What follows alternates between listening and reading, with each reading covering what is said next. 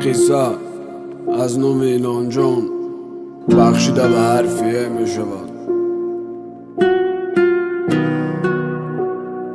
گفورف رکاردز. یک شب میخواستم که همین شب امروز نشوه، یا خدا یا دل داری من این سحر عروس نشوه.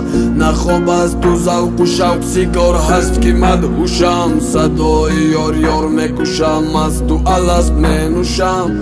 صدای دایره ها یارم میرفت یار یار، از پیش چشمانی اشکم میرفت یار یار.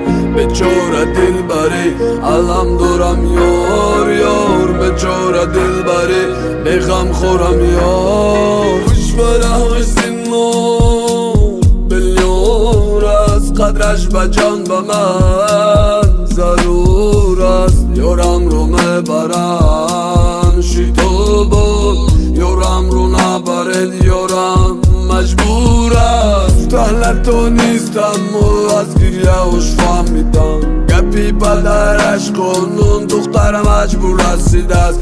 گفتن نتوان نیست که دل داده دارم پدر، نمیرم جایی دیگر نمیرم جایی دیگر. تو از زندگی هم برام مزر رفتی، نسبت عدد تو خیالم نمیکنم، لیکن از تو خاطره های شیرین من قدر میکنم و فراموشت میکنم.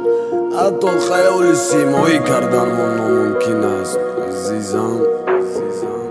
نایلاش دیگه چا میکنی، غریب میشی و لای میکنی، خودت اول اپ کار میکنی و کاغذه بلا کار میکنی. من میلیون رو بنرخی دختر چندمکی، بخت از پول کم میدیدی من میلیون نمکی.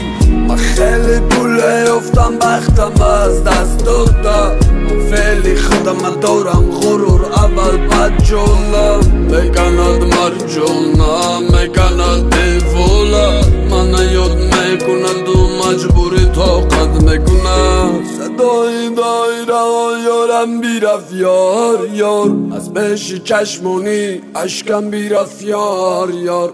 بیچاره دل بری علم دارم یار یار، بیچاره دل بری بغم خورم یار.